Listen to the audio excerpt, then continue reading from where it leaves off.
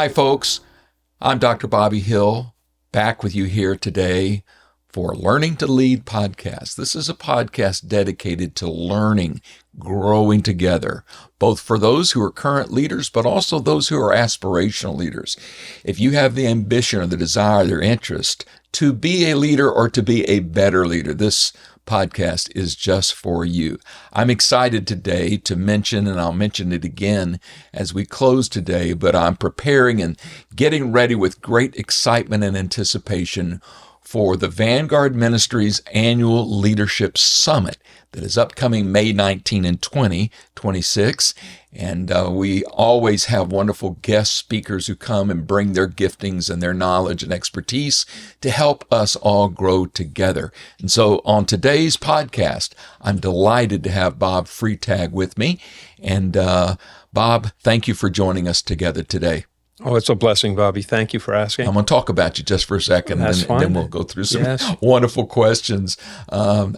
I'm impressed frequently whenever I read people's bios, and I'm fortunate enough to have a personal friendship with Bob. But sometimes when you know someone and then you read their bio, you go, "Oh my, I've missed a lot in my casual moments together with someone." And that was the case with Bob Freytag. I've often known Bob as a consultant and an organizational expert, and he has 21 years in the Navy, which we'll talk about again in just a moment, and then transitioned from that into 30 years of training and consulting with the Blanchard Company. And for those of you who are not familiar with Ken Blanchard, should get familiar with him and his writings, and has authored, and Bob has even assisted in co-authoring some things with Ken. And because of all that experience, he has a focus on leadership and organizations that are impacted by leaders. Because if no one is following, as has been said so many times, if you think you're a leader and no one's following, you may just be taking a long walk. And so we want to make sure that what we're leading and who we're leading are benefiting from our leadership. And we're going to learn a lot about that today. So Bob, again, glad to have you with us. We're honored and blessed. And Bob is going to be one of our presenters at our upcoming Leadership Summit. I know that you've got a lot of things already on your heart for that. So thank you for kind of previewing a little bit about what we're going to be speaking about at the summit. Absolutely, Bobby. It's a blessing as we've talked about, and it'll also be a chance to just share the same air. Yeah. Right. I never look at anything that I do as my chance to speak. It's a chance to have a conversation. Right. One of the words that you use there is leadership. Yes. Right. And leading. I think the ing is the real heart of the issue. A lot of people tend to confuse being a leader with the actual act of leading. Leading is about influence. It isn't about position. That's right. And so one of the lenses that I've approached any of the opportunities that have been provided to me has been helping people understand truly that leadership is a partnership. What does that partnership mean? Yeah. How do we help each other? And we were talking a little bit, you and I, about the differentiation earlier this morning about helping and fixing. Yes. And what that means. And what we fixers need to overcome. Right. Well, and there's a time for fixing, yes, for sure. And we'll get big muscles there. Yeah. And the perspective of what we're here to do, though, the opportunity is to be helpful. Yeah. And that's what intrigued me when you first approached me about iron sharpens iron. I actually want to ask a few more questions about that, Bobby. Good. Well, we'll do that either during the program or afterwards. Right. Very good. Bob, let's put this in reverse just for a moment. Sure.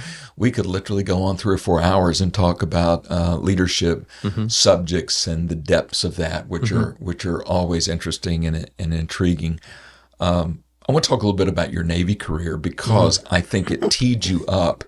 I'm sure you learned many things, obviously, as anybody does serving in the armed services. But the U.S. Navy for 21 years, and you were a Master Chief Petty Officer, if my memory's correct. And during that time, what was your primary takeaway that has prepared you the most for life and specifically even your calling as a trainer and a consultant? 21 years. I've been out longer than I had been in, but the the sea in me runs fairly deep, deep waters, because I'm a third-generation Navy person. My dad had 28 years in, my grandfather was in, and I was raised on what to do to systems, people, processes, right? It was many years later that I learned the value of what the word with means, how to do things with. Now, the Navy, I'm blessed and fortunate to have spent that time because it gave me a true appreciation of systems and processes, situational awareness, right? I worked in submarines on what they would call a bubblehead. That's the term of endearment for submariners, right? And there's a lot of risk associated with the work that people in the military do. And I want to thank everybody that has had a chance to serve in that capacity, Absolutely. serve their country. And we're all, if we think about it, serving each other in other ways. So what the Navy did is it gave me the true value, even just the education on systems and structures, systems thinking, processes, and how important they are. But you can't write a rule for everything that happens, right? And so what I got good at was alignment and execution. What I wasn't as good at, because it was always handed to me, was vision. And when we're talking about leading, we're talking about truly vision, alignment, and then execution. And if we're not careful, we get caught in just the execution loops, and that's where fixing comes in. Right. Yeah. To what end? Or we get lost. Some confusion comes in, and we know that that's one of the great tools of Satan, is to drive confusion into us and get us to not believe. And so the iron sharpens iron again, this aspect of alignment on vision and on purpose. That really became poignant and practiced when I had a chance to then move in with the Ken Blanchard companies. So I had a bunch of transferable knowledge and skills. I've made just about every leadership mistake you can make that didn't come from laziness. I was never a lazy leader, right? My morals were always good. I do have great values, and we can talk about those a little bit as well. And I let those kind of guide me. Mm-hmm. So I tried to stay on the right side of things, whatever right meant. But I would get lost in the busyness. Sure. The execution, if you will, of things, and think that what I was doing, the activities I were doing, was actually the same thing as productivity. And so that became very clear to me in the Navy, and I'm thankful for that as well. And in no small way, I think it contributed to the major chapter change in life that I can share with you, Bobby, and others, and it's a wonderful chapter called Stepchildren. Not one, however, that I intended to write as a young man. Yeah. Right. So lessons learned in the Navy, the values of that, and truly making sure that I was learning, I think, is what I walked away with that. Well, that's so vital for all of us to pick that up, no matter how and when. Before we talk about some of the things that you actually have done with in your training work and your consultancy work with organizations, let's give people a sense for the type of companies, businesses. I know that government has played a significant role as some of the clients that you and the Blanchard Company have focused on. What are the types of organizations that have benefited from your involvement? That's an intriguing question, Bobby. I appreciate it. I have been fortunate to work across a number of different industries, and market structures. Both profit, for-profit, and nonprofit, government being part of that. Okay, I didn't get pigeonholed, which is another blessing. Ken was very good about ensuring the opportunities were with us, and that we had a number of different opportunities, which was very similar to the Navy. I had a great different opportunities as well. I didn't get locked into just one thing. Sustained superior performance, diversity of assignment, and that carried out into Blanchard. So your question reveals an A to Z list for me, client list, right?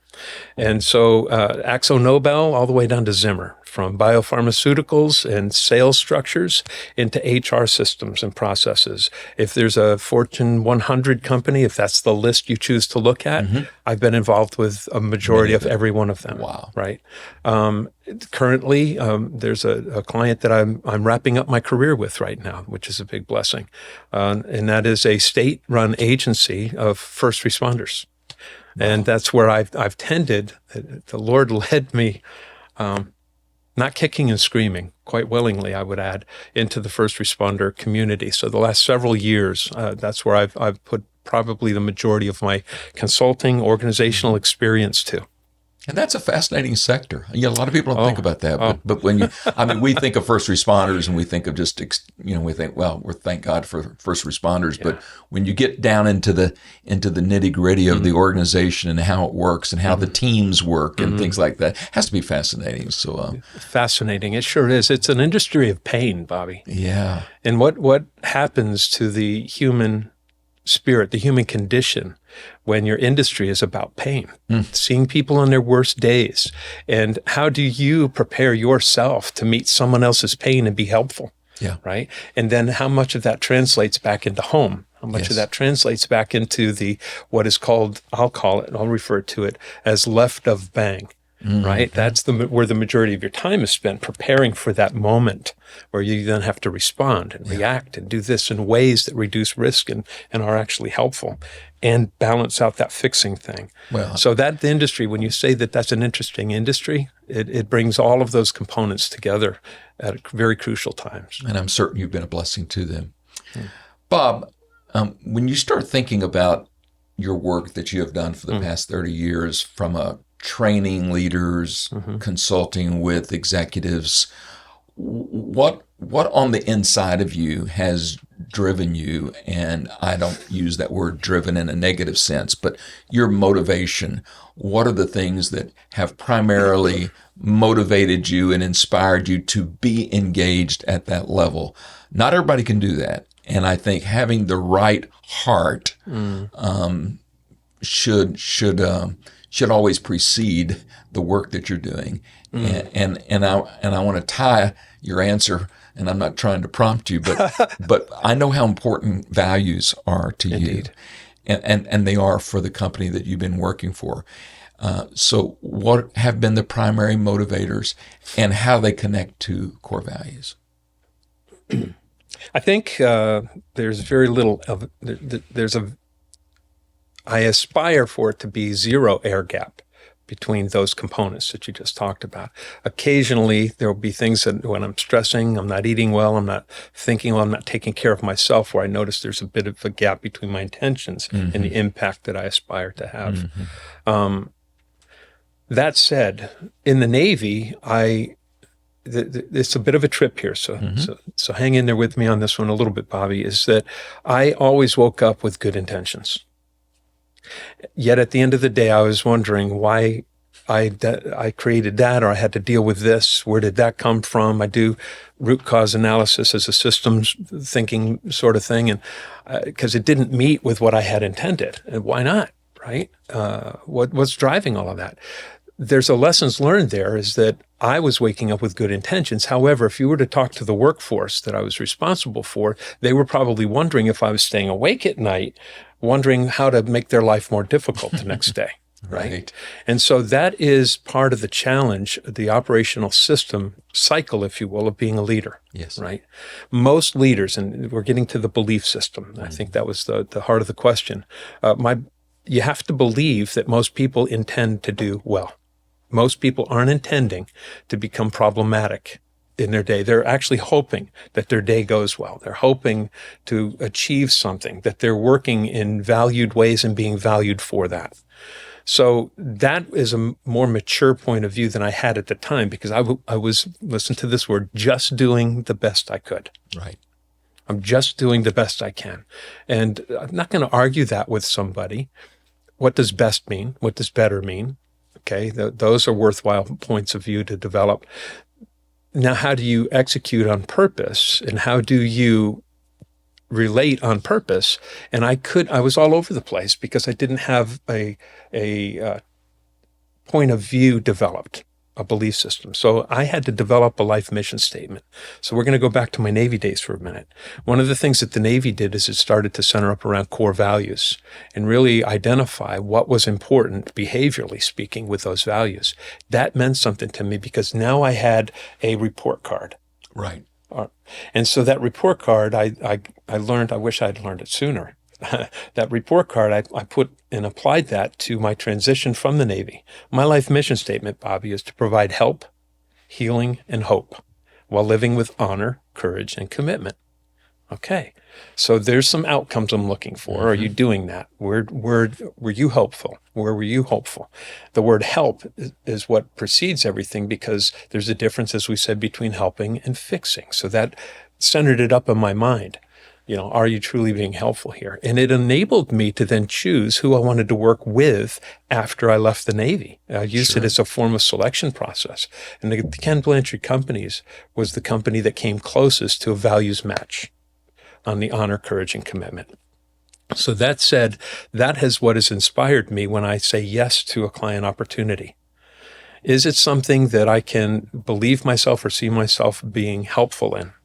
Is there a sense of hope that can come from this, both for myself, is it going to help increase me, as well as the people that are asking me to serve them, right? Others focused, being more others focused instead of just self-focused on these things. And the healing part of this, there's been a lot of conversations over healing and what that means and the power of hope. Sure. Hope is not a good strategy, but it's a human attribute. It's a condition. And when people start to believe that somebody doesn't care about them, that they lose interpersonal trust, self-trust, or distal trust in what's going on, then we run up against this aspect of disappointment in a workforce, in a partnership at work. And so I have been called in quite often, probably about, now looking back on the time that I was at Blanchard, about a third of the way through my career with Blanchard, it started to occur to me that the opportunities that were coming to me were the deeper ones, the recovery ones, the ones where that math, that leadership math, wasn't present to produce the results, right? So here's a term that I find myself using, that it was brought to me, is that results move at the speed of relationships, not positions. Yeah. And relationships move at the speed of trust. Yes. So really, what business are we in if we're leading? Leadership is not a position, it's a partnership. So I have found my inspiration in the simple truths to help leaders achieve the desired results while they're keeping focused on that's a result. Think of it. It's the right-hand side of an equal sign, right? There's science that proves it out. Blanchard took the lead in a lot of things called the leadership profit chain, the leadership purpose chain, that actually look at the transactions and the components that create a sense of well-being in those relationships. And if you get that sense of well-being, and that's in no small way what we'll talk about in the Vanguard meeting that we're going to have, right? There's two parts to that I'm going to bring in, the system structure on all of that. But it's to establish that sense of belief, that sense of hope again, that sense of purpose again, in what we're doing with each other, not to each other. And that has been my sweet spot. And for about 2/3 of my career, that's what I get asked to come in and establish, the cultural elements of that thinking. You also said something else that was important, I hope that the audience heard, Bobby, and that is the heart. It has to start with the heart. And so my big thing in life is to remind myself that person probably intended to do well. They probably have a good heart.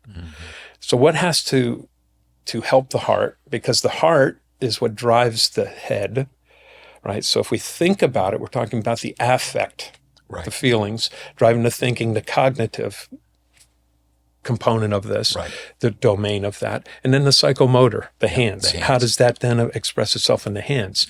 I'd like to add one more H to that, though. The habits. Sure. So Ken in 2011 reached out to me to work with him and another dear friend of mine, and Chris Edmonds, and the three of us put together a program called the Servant Leader Encounter and the Servant Leader Immersion Experience, which is helping leaders really take some reflective time and get back in touch with that. It's 9, 10, 16 inches, depending upon how long your neck is, right? Between the heart and the head, if you want to look at it that way. But to make those connections, reflect again, take a look at what has become dull over time, right? And then re-energize, recommit with the help of others. So those programs, Bobby, is what led us into my resonance with your topic of iron sharpens iron. I'm excited to be able to talk about that as a concept. There's certain things you simply cannot live without, and one of those is insurance. Let's face it, we live in a day in which you do not want to try to drive without insurance. You definitely need to have health insurance, and even protecting your house, your home, whether you're a renter or whether you own your home, you need insurance. Much less, most of us need to think about retirement, right? Where do you go to get that kind of personalized, integrity-based help? Well, Brent Lucie Agency, that is a Horace Mann Insurance Company agent, is available to help you. They're located in Southeast Virginia. They work the entire state of Virginia, and they provide all of the above. They focus on auto, property, supplemental, life insurance, as well as financial planning services for your future. They will come and give you a personalized information consultation. It'll be free, it'll be private, and you can meet with them in your home or at your office or whatever location might be convenient. The Brent Lucie Agency provides exactly what they promise, and that is great service, affordable products to meet your insurance needs today. Give them a call at 757-562-0936. 757-562-0936. One question that will lead to a few others, but I've done a fraction of the consulting that you've done, but when I do consulting and coaching, one of the things that I have learned is having a tool that is able to assess, evaluate, and frequently in a quantitative manner, demonstrate to a person or an organization, here's where you're at.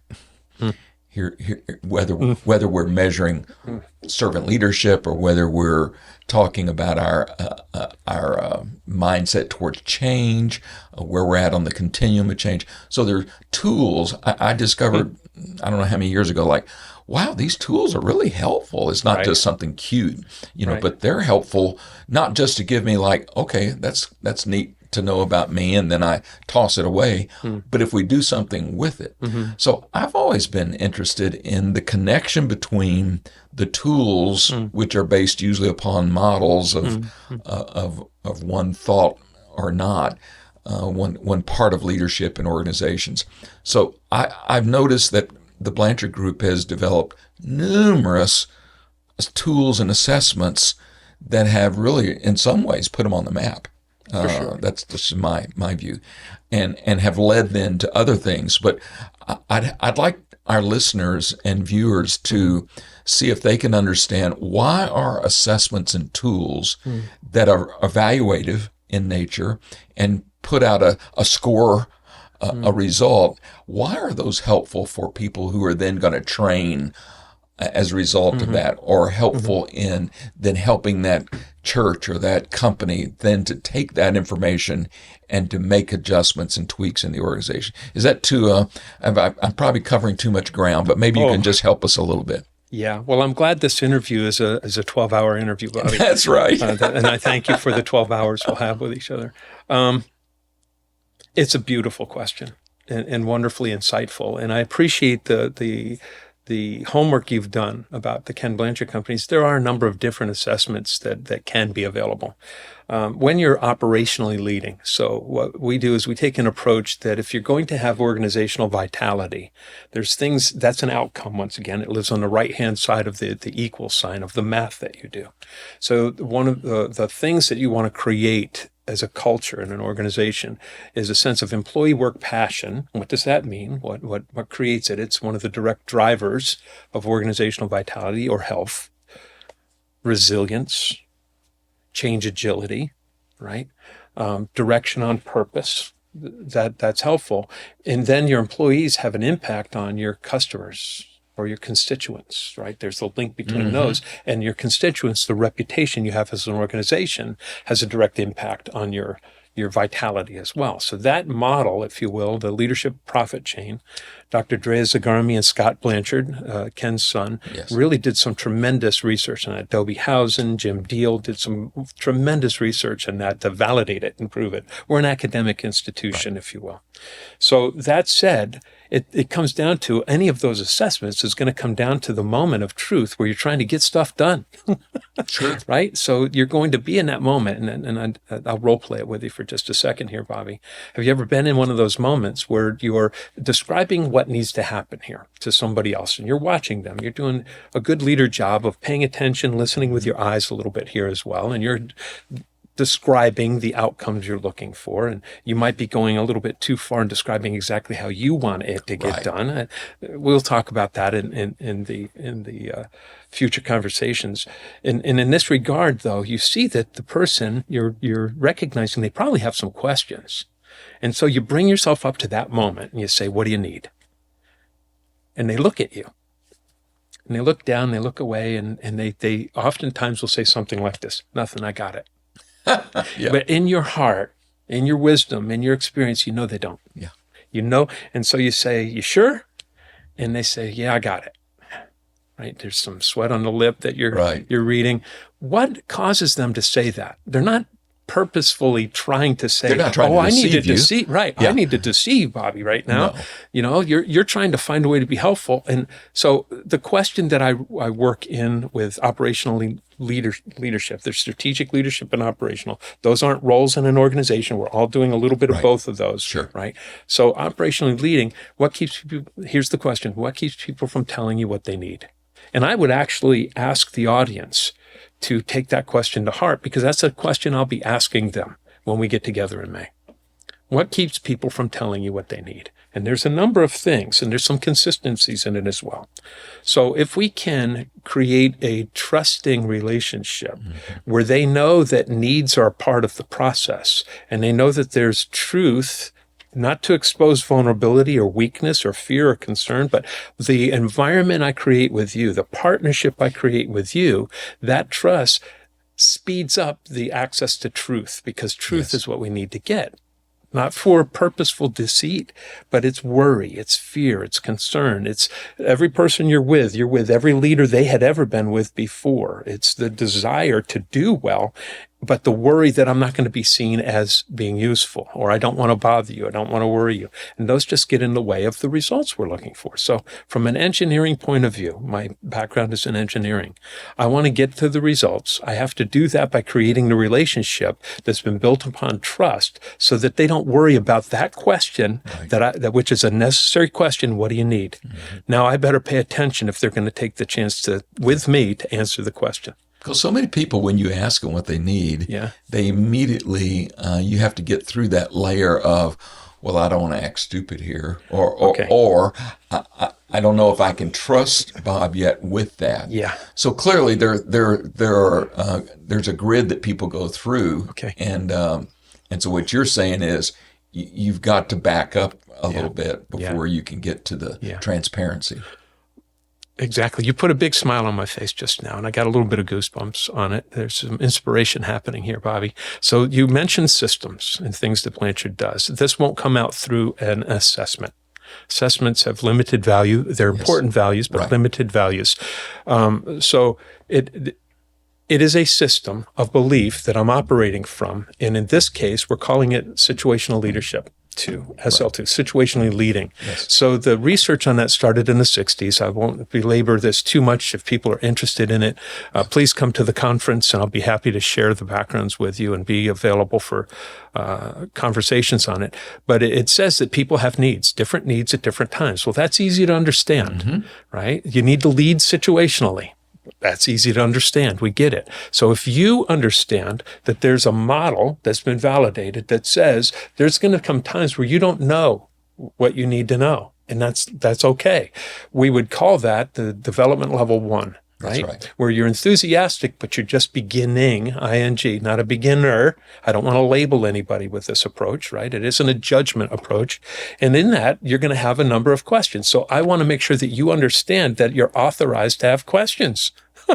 If I'm asking you to do this, I want to make sure I don't misunderstand your enthusiasm as true knowledge and skill. Even though I need you to have the knowledge and skill and be willing and able to do this, I have to not conflate or confuse the two. That's what a system is going to do to help you. And then you're going to move from that enthusiastically beginning where you're unconsciously incompetent. You're going to learn a little bit more. It's going to start to feel overwhelming. We call that disillusioned learning. That's the D2 stage. A systems approach to this. If you know that, when I'm asking you, what do you need? And you can say, well, I think I'm so D2, I'm ready to throw up. Now, and even if you don't like letter and numbers and your terminology and your articulation of need, you can say, I'm confused on this and I'm frustrated. I'm frustrated not because I don't want to do a good job. I'm frustrated because I realize I don't know enough to do a good job on my own yet. It's dangerous to delegate to me right now. Right? And if I know that's truth, you believe it's truth, when I'm asking you that question, what do you need? We can get to the heart of that so much that it accelerates everything, right? The goal of this system is to get you to a point that's called D4, and you're not born there. Nobody's born at D4. There's a path of development that we take situationally. On one thing, you can be at D1. On something else, you might be at D3, which is capable but cautious in your contributions. I want to tie something back here that I don't know if you've seen this yet. So it's just first time I'm going to roll this out for the audience as well, is that you move from D1 to D2. If you're getting what you need from me, which we're going to talk about as styles, the leadership style that matches that, it accelerates this, it reduces the risk of failure, and it increases the probability of success, and you're willing to stay in the pocket. That's another great outcome of this system. Right? Capable but cautious. I need to not fix things for you there because you don't get the confidence in your decision making. I'm enabling and encouraging you. But you're not absent. But I'm not absent. That's right. Right? You're never absent. No. Leadership is a partnership. Your needs never go away. They're just different based upon where you use the word. I hope they heard it, at. When I'm in front of a group of people, and it doesn't matter where they're at in the organization, I'll write on any board. I wouldn't write on your wall here, but I write the word at, and I say, perhaps this is the most important thing in the system we're about to discover. Where a person's at is different than who they are. And a person that doesn't answer the question, what do you need, is worried about being judged as a D2, not being at D2. The word at instills hope, Bobby. Right. I'm at D2 right now. I want to get to D4 on this because that's the only safe place to delegate to me. I personally right now could use somebody at D4, but knowing where they're at right now enables me to determine what they need to reach a point. And that's what Iron Sharpens Irons is all about. That's one of the systems that we'll be talking about when we get there. And I love that. There's something at Riverbend that you brought in the church and you leaders developed. It's called Connect, Grow, Serve, and Go. If you think about this, take it out of the macro point of view as a thematic, if you will. Yeah.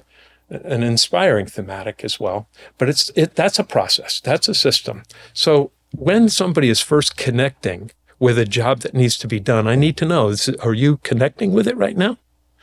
And then they're going to grow. They're going to learn more about it. They're going to move into that D2 stage.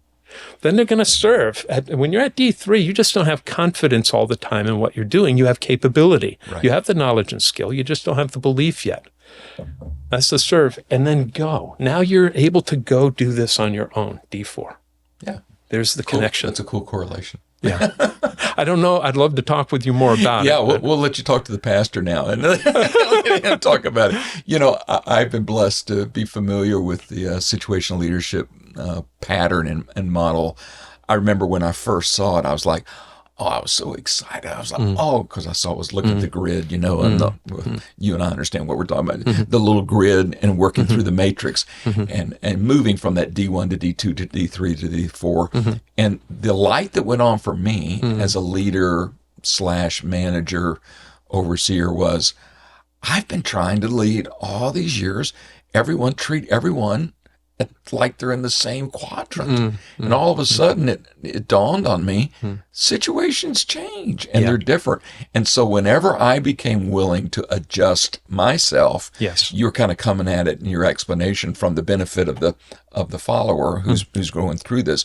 But as a leader, it just helped me so much just to know I have to adjust. I have to, first of all, evaluate where is someone, and then find out how do I adjust and tweak my style to fit where they're at. That's my testimony in terms of, and I think I've been able to maybe share that with a few people over the years. It has just been a phenomenal tool to help people, as you say, stay in the pocket, stay in the game. For sure. And Bobby, that accessing, please wait. What you just said is profound, and I hope people back up and listen to what you just said again.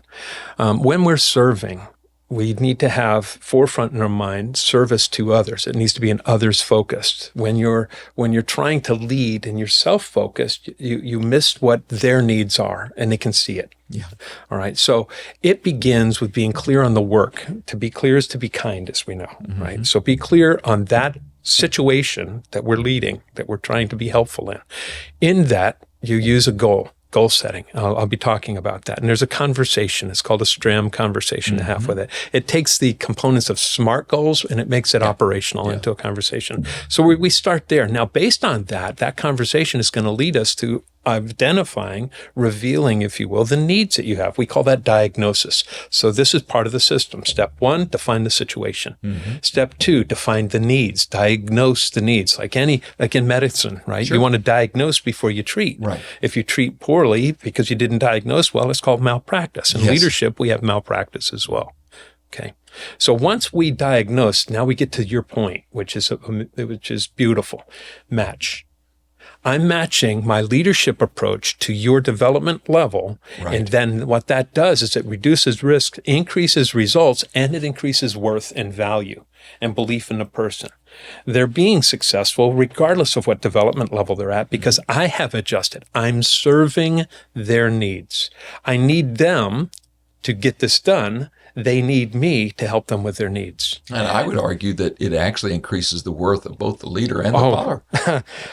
Bobby, I know that we've got just a limited amount of time here, but if there's... You correct me anytime I'm off track here, No, sir. If there's an epiphany that I've had in life, it was that one. Yeah. When I was facing one of life's more troubling moments and trying to figure out what was going on and making a list of, she's my former wife now, but a list of the questions I wanted to ask her, I was beginning to ask the same questions that I learned to ask from something I got good at in the Navy. Please hear this. Please hear this. I became really good at exit interviews in new hire training. Why did I become so good at exit interviews in new hire training? Anything you're good at, you might want to ask yourself why, Bobby, right? I got good at it because I was facing it a lot. And when I was facing the truth that my wife says, I love you, I don't want to leave you, but, right, that moment, my former wife, my response to that was to compile an exit interview list because that's what I was good at. And it occurred to me, my epiphany, I'm getting ready to give my family an exit interview. Yeah. And that's the best I've got. Wow. That's what led me to understand and the evaluation to understand that how can somebody who means so well and have a good heart and try to do all the right things be faced with that reality? It's because I became good at a compensating mechanism on math that I was creating and the results I was unhappy with. I had to get better. And Ken Blanchard, in no small way, helped me understand what better meant and the way of turning that self-focus into others-focused. And it's been a journey. It's one I'm still on today. Yeah. People would call it Bob 2.0 that I aspire to become. I want to tell you, Bob 1.0 lives right under the surface. And if I'm not careful, those habits that we talked about earlier, by maintaining good habits of thinking, of prayer, of acknowledgement of good before bad, because I can focus on what's wrong before I focus on what's right. So I've habituated things a little bit different, Bobby, and in that regard, it has been helpful. And I get myself in a position to be then available. It isn't just an act of kindness or niceness to ask you what you need. It's a genuine ask of my role and responsibility to be mindful. I've given you work to do. I've also given you needs. And if I don't care for those needs, then we won't get where we need to be. You won't get done what needs to be done. And I'm dulling you. And I'm dulling me in that process to get back to the metaphor, if you will, of iron sharpens iron. And that's what you just described is what servant leadership is all about. Right? 100%. And that's what Ken believes in. Yeah. He calls himself the CSO of our organization, the Chief Spiritual Officer. Yeah. Right? And in no small way has led our organization in that regard. And that's what's carried me through you said 30 years. I think I'm coming up on a little bit over 25 right now, but I did start while I was still in the Navy. Sure, of course you did. On leave. I took leave for it. Hi, pastors, nonprofit leaders, listen up. I've got a quick question for you. Do your financial systems bring you some clarity or possibly confusion or maybe even headaches? You know, leading a church or a nonprofit is hard enough. I've done it for over 50 years. And the worst thing is to have a financial system that just doesn't work, or maybe it's just confusing to you. It shouldn't be a part of your problem. My friends at Redwood Stewardship can partner with you as a church leader or the leader of a non-for-profit, and they will help you today. They're going to bring you clarity, some structure and confidence to your financial operations. They do things like budgets, reporting, spending systems, strategy even 990s. They help with leaders getting aligned in your organization and keeping your church or your organization healthy. If your organization is growing, changing, or just needs things to run more smoothly, give them a call today. Visit redwoodstewardship.com. That's Redwoods, plural, redwoodstewardship.com. They'll give you less confusion and more clarity for your church or your organization. Check in with them today. Bob, I want to shift. We could just stay on so many of these subjects, but the upcoming summit theme, which we've referenced several times here today in this interview, it is paramount. Many years ago, when we started Vanguard Ministries, which is the network of like-minded leaders in churches that I oversee, we chose in 2001 a cornerstone scripture that we felt would really speak to the values and the practices that we hold dear. And it's found in the book of Proverbs, of all places, Proverbs 27:17. The scripture says, as iron sharpens iron, one person sharpens another. So if you haven't spent much time in that passage of scripture, you might want to, because it is an analogy, it is a metaphor, but there's so much truth packed in there. So we decided that this year's Leadership Summit, we would resurrect that as an actual theme for our summit.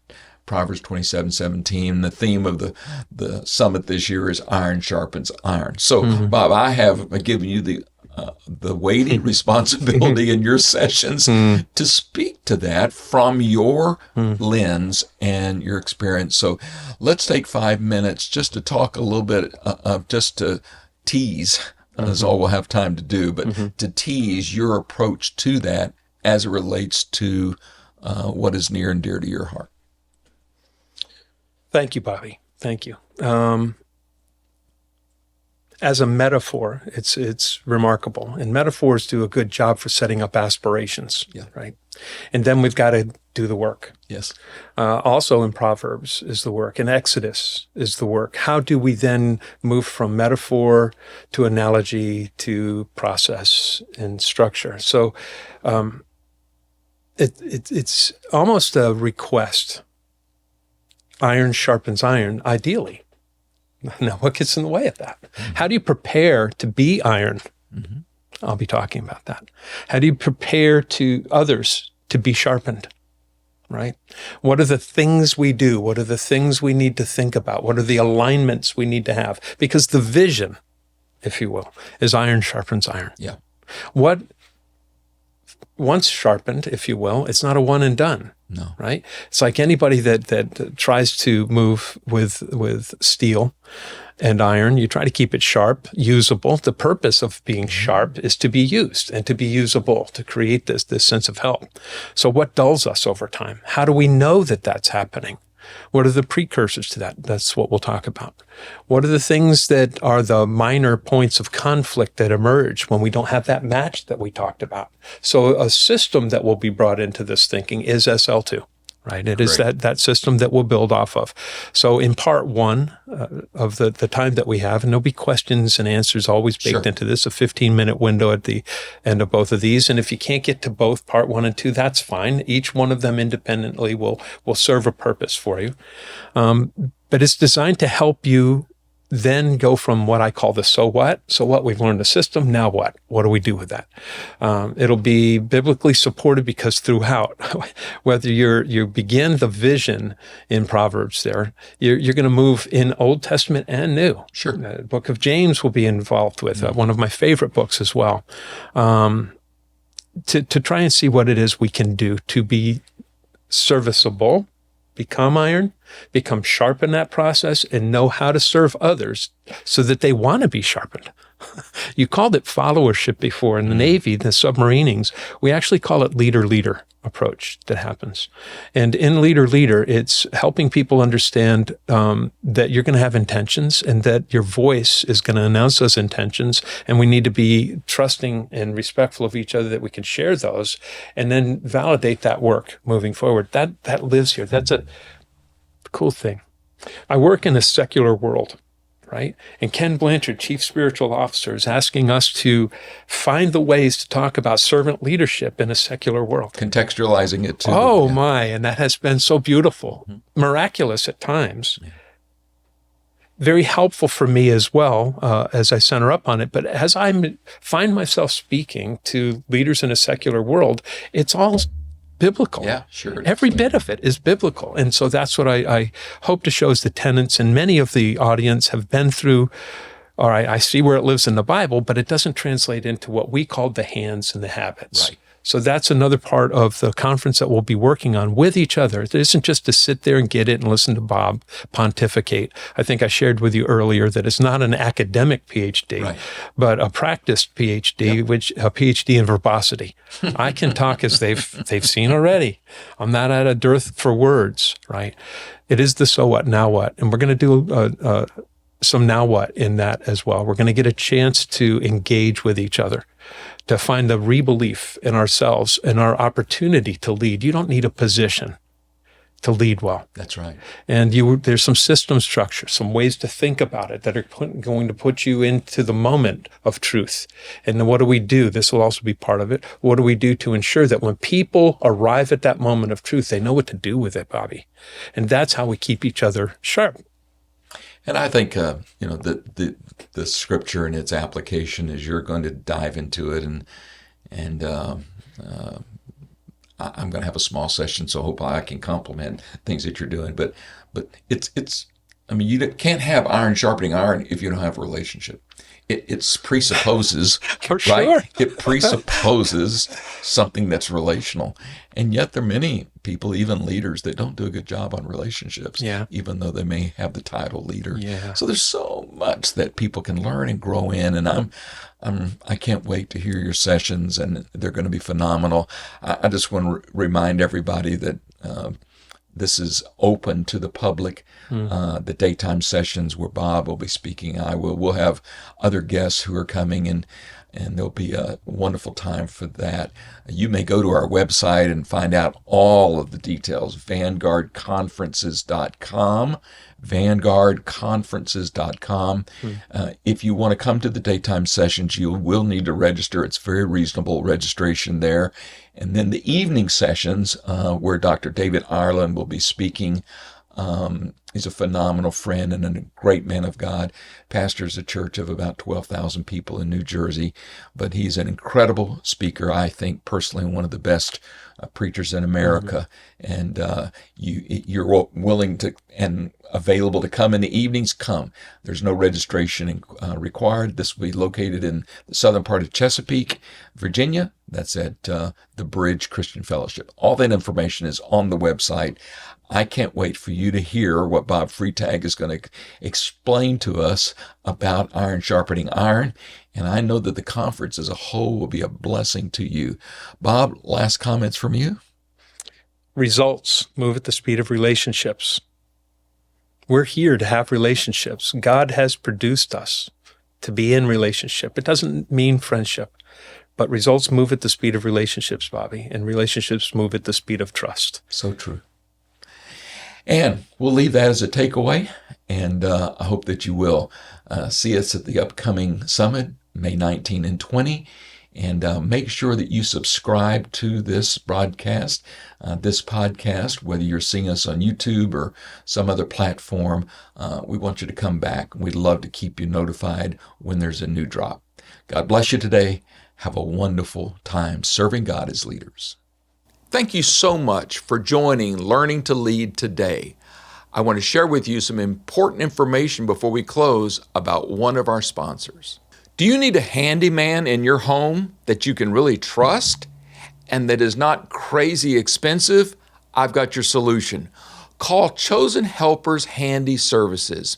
It's a company that is a new company. It's run by a wonderful couple, Christian couple, and they would love to help you in your time of need.